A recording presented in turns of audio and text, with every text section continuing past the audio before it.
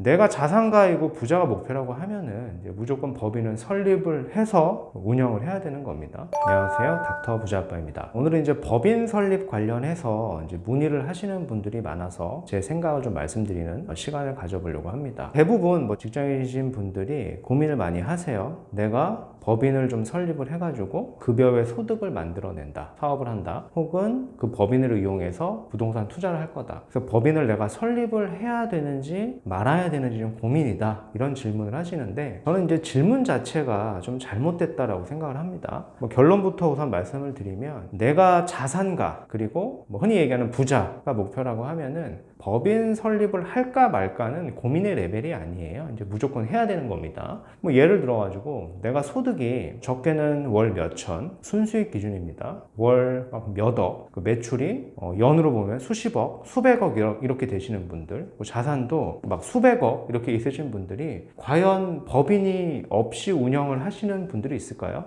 거의 없다라고 보고요. 대부분 다 법인을 다 운영하겠죠. 즉 결론적으로 내가 자산가이고 부자가 목표라고 하면은 이제 무조건 법인은 설립을 해서 운영을 해야 되는 겁니다. 근데 모든 사람들이 부자가 되는 게 목표는 아닐 수 있잖아요. 나는 그냥 연봉 1억이 목표고 그냥 근로소득만 받기를 원한다. 그리고 은퇴 후에는 조그만 월세 받고 연금 받고 이렇게 생활하실 분들, 그러니까 일반적인 생활을 하실 분들은 법인을 설립할 필요가 없는 겁니다. 좀 더 정리를 한번 해서 얘기를 한번 해볼게요. 좀 쉽게 도식화를 해보면 좀 이해가 빠르거든요. 크게 좀 나눠볼 수 있겠죠. 개인이 있을 거고 법인이 이렇게 있겠죠. 개인을 보면은 우리가 이제 소득을 만들어내는 거에는 뭐가 있나요? 딱 두 개밖에 없죠. 근로 아니면 사업입니다. 개인 명의 개인 사업자로 해서 사업을 운영하시는 분도 많겠지만은 요게 매출이 월등히 커지면은 대부분 다 법인으로 바꾸잖아요. 아니면 별도 법인을 설립을 해서 매출을 나눈다던가. 즉 대부분 내가 개인이고 소득이 있다라고 하면은 사업소득이 아니라 근로소득이다 라고 봐야 되는 게 맞고요. 투자에서는 여러 가지 투자가 있겠지만은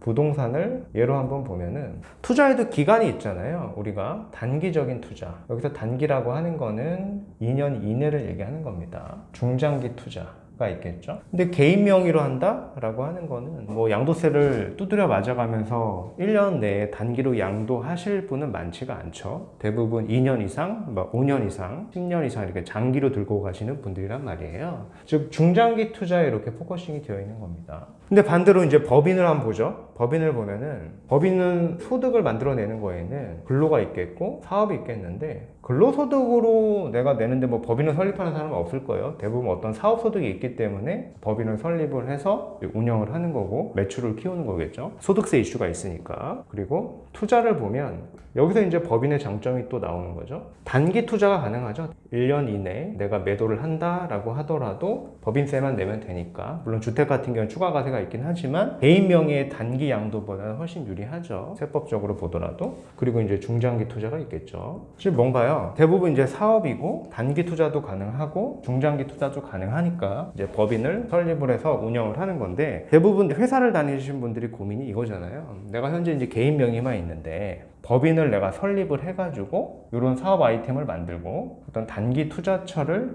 이렇게 찾아가지고 이제 법인을 운영을 해볼까요? 라고 질문을 하시는데, 질문의 순서가 좀 바뀐 것 같아요. 내가 어떤 사업을 해서 매출을 얼마나 일으킬 수 있는지를 먼저 선정을 해야 되는 거고요. 그리고 부동산 투자라고 하면은 어떤 물건을 사서 단기에 어떻게 내가 디벨롭을 해서 수익을 창출할 것인지를 먼저 정해야 되는 거예요. 이게 정해지고 나서 수익이 많이 나오면 개인 명의보다 법인이 당연히 유리하니까 법인으로 그때서 이제 설립을 해서 운영을 하면 되는 겁니다. 근데 대부분의 분들이 뭔가 법인을 설립을 하면은 사업의 아이템도 갑자기 떠오를 것 같고 단기 투자처도 갑자기 나올 것 같은데 현실적으로 그렇지가 않죠. 어차피 내가 개인 명의가 있잖아요. 개인 명의가 있는데 지금 어떤 사업의 아이템이 떠오르나요? 갑자기 번쩍 나지 않잖아요. 단기 투자처가 지금 떠오르나요?